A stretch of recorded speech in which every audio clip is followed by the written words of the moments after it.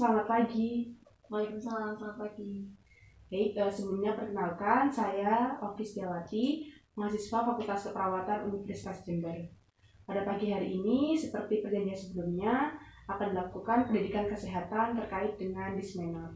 Jadi tujuannya adalah untuk meningkatkan pengetahuan dan juga keterampilan mengenai dysmenorrhea. Baik, untuk rentang waktunya sendiri, seperti perjanjian sebelumnya, sekitar 10 menit saja, dan untuk tempatnya cukup di sini. Baik, sebelumnya saya izin bertanya, apakah untuk adik T ini sudah siap untuk diberikan pendidikan kesehatan? Iya, siap. Ya, baik. Sebelum memasuki kegiatan inti, mungkin saya izin bertanya sedikit mengenai pemahaman dari adik T terkait dysmenorrhea. Sebelumnya izin bertanya, apakah adik T ini tahu mengenai dysmenorrhea itu apa? Setahu saya sih dysmenorrhea adalah nyeri yang terjadi selama atau sebelum haid. Ya, baik, memang untuk gambaran secara kasarnya dysmenorrhea itu adalah nyeri selama atau ketika haid. Baik, langsung saja. Di sini akan saya jelaskan terkait dysmenorrhea dan tips mengatasinya dengan terapi akupresur. Baik, pertama mengenai definisi. Jadi dysmenorrhea itu adalah nyeri yang muncul sebelum atau selama menstruasi dan merupakan masalah ginekologik yang paling umum terjadi pada remaja putri. Kemudian dysmenorrhea ini bisa merupakan nyeri di bagian perut bagian bawah dan bisa menjalar sampai ke punggung dan paha bagian dalam. Sebenarnya dysmenorrhea sendiri itu terbagi menjadi dua, yaitu dysmenorrhea primer dan dysmenorrhea sekunder. Apa sih bedanya dysmenorrhea primer dan sekunder itu? Jadi kalau dysmenorrhea primer itu umumnya terjadi 6-12 bulan setelah menstruasi pertama dan berlanjut sampai usia 20 tahunan. Namun jika dysmenorrhea sekunder itu biasanya bisa terjadi kapan saja, bahkan bisa terjadi pada usia 25-33 tahun. Nah, seperti pengajian kemarin kan dari adik T ini menyatakan menstruasi pertama itu usia 14 tahun ya. Kemudian saat ini adik T sendiri berusia 16 tahun. Jadi kemungkinan mengalami dysmenorrhea primer atau sekunder? Primer. Ya, betul sekali. Jadi selanjutnya, penyebab dysmenorrhea seperti yang saya jelaskan tadi kan ada dua jenis, itu ada primer dan sekunder. Jika dysmenorrhea primer itu merupakan akibat dari adanya peningkatan hormon prostaglandin yang diproduksi pada lapisan rahim. Jadi ketika adik mengalami menstruasi itu memang akan keluar hormon prostaglandin yang di sini fungsinya untuk memberikan kontraksi pada rahim untuk bisa mengeluarkan darah dari menstruasi itu sendiri. Nah, disampaikan memang prostaglandin itu memicu kontraksi dari uterus atau rahim dan ketika haid itu kontraksinya lebih kuat. Disinilah yang menyebabkan terjadinya nyeri dysmenorrhea itu sendiri. Kemudian jika dysmenorrhea sekunder ini yang terjadi kapan saja itu berkaitan dengan patologi pada organ reproduksi. Biasanya ada penyakit tertentu seperti penyakit radang panggul, kista atau tumor ovarium, polip rahim, kemudian ada juga perlengketan bagian dari dalam rahim dan sebagainya seperti itu. Next ya. Mungkin ke tanda dan gejala dysmenorrhea. Untuk yang khas itu yang memang biasanya umum terjadi ketika dysmenorrhea itu ada kram atau nyeri di bagian perut bawah yang bisa menjalar ke punggung dan sampai ke paha dalam seperti itu. Kemudian biasanya muncul 1-2 hari sebelum menstruasi atau ketika hari awal menstruasi. Kemudian rasa sakitnya itu bersifat konstan atau intens. Nah, pada beberapa perempuan itu biasanya juga muncul pada gejala lain seperti perutnya bisa kembung, kemudian bisa diare, mual muntah, kemudian bisa pusing, atau juga yang paling sering terjadi itu lemah lesu dan tidak bertenaga.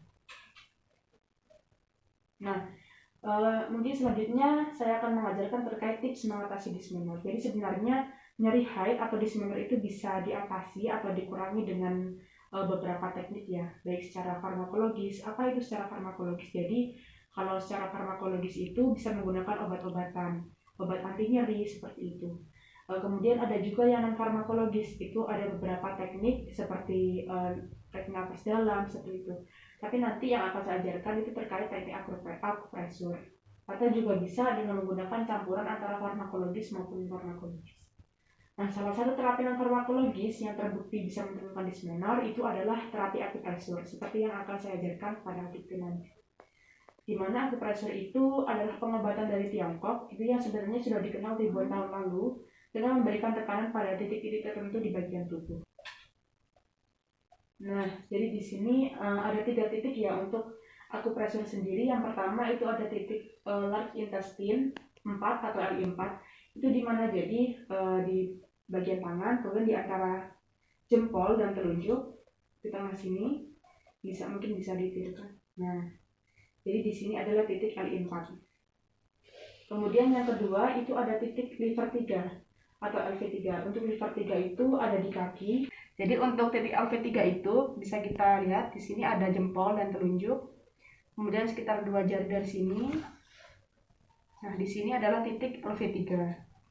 Jadi di sini titik kedua dari terapi akupresur yang akan saya ajarkan. Kemudian yang ketiga itu ada titik stomach 36 atau ST36. Itu ada di bawah tempurung lutut. Jadi di sini lutut, kemudian jarak 4 jari. Nah, di sini ada titik ST36. Ini titik ketiga untuk terapi akupresur Discmanor. Baik, mungkin untuk selanjutnya akan saya ajarkan terkait terapi akupresurnya ya, secara langsung. Baik, ketika mengalami Discmanor, adik bisa melakukan teknik akupresur. Yang pertama di titik LI4. Nah, di sini bisa kita langsung cari, kemudian kita bisa memijat secara memutar selama 1 menit sampai muncul kontraksi. Nah, ketika sudah berkontraksi nanti bisa dihentikan. Nah, kemudian nanti selama beberapa detik bisa dilakukan secara berulang kembali. Seperti itu. Titik yang kedua yaitu titik LV3. Bisa kita cari di antara jari jempol dan telunjuk. Nah, jadi kemudian di sini. Ya, kita bisa tekan selama 3 detik. Kita bisa lepaskan. Kemudian kita bisa menekannya sekitar 2-3 menit. Seperti itu. Kemudian di titik yang ketiga yaitu di titik ST36, yaitu di bawah tempurung lutut. Kita hitung 4 jari. Di sini adalah titik ST36. Sama seperti LV3, kita tekan selama beberapa detik. Kita lepaskan, kemudian kita bisa menekannya lagi sebanyak 2-3 menit.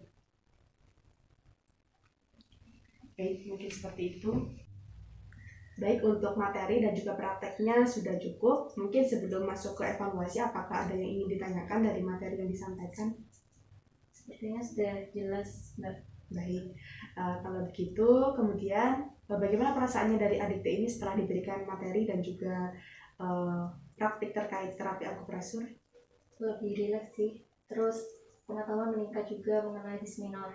Baik, kemudian saya akan mengajukan beberapa pertanyaan evaluasi sebelum mengakhiri perjumpaan pada pagi hari ini. Baik, untuk evaluasi yang pertama saya ingin bertanya, apa yang adik T ketahui mengenai nyeri Discmanor? Discmanor itu nyeri menusuk yang terjadi di perut bagian bawah sampai punggung, yang terjadi sebelum atau selama menstruasi. Baik, kemudian apa yang bisa menyebabkan terjadinya Discmanor primer? Yang menyebabkan Discmanor primer itu adanya peningkatan hormon prostaglandin sama adanya kontraksi rahim. Baik, kemudian pertanyaan ketiga, mungkin apa tanda dan gejala yang bisa muncul ketika Discmanor? Gejala Discmanor itu seperti adanya kram atau nyeri pada perut bagian bawah selama 1-2 hari. Itu terjadi sebelum atau selama menstruasi. Selain itu ada gejala lain seperti mual muntah, perut kembung, ataupun lemah letih lesu. Baik, sangat baik ya. Mungkin yang terakhir untuk terapi akupresur yang sudah diajarkan, apakah adik bisa mempraktikannya? Mungkin untuk titik yang pertama ada titik LI4 bisa dipraktikkan. Pijat memutar selama 1 menit. Baik, kemudian di titik LV3. Di antara jempol dan telunjuk kemudian ditekan di bagian sini selama 2-3 menit. Kemudian di titik stomach 36 mungkin bisa dipraktikkan. Itu di bawah 4 jari di bawah tempurung lutut kemudian ditekan selama 2-3 menit. Baik, untuk kegiatannya pada hari ini sudah selesai. Terima kasih banyak, adikku sudah sangat kooperatif. Untuk menjalani pendidikan kesehatan pada pagi hari ini mengenai dismenor, tadi sudah dilakukan evaluasi, adik itu sudah sangat baik menjawab terkait pertanyaan dismenor dan bisa mempraktikkan terapi akupresur. Kalau begitu, harapannya nanti jika adik B mengalami dismenor, adik B bisa melakukan terapi akupresur ini secara mandiri untuk menurunkan intensitas dismenor. Baik, jika demikian untuk pertemuan kali ini saya akhiri terlebih dahulu. Terima kasih dan wassalamualaikum warahmatullahi wabarakatuh. Waalaikumsalam warahmatullahi wabarakatuh. Sama-sama Kak.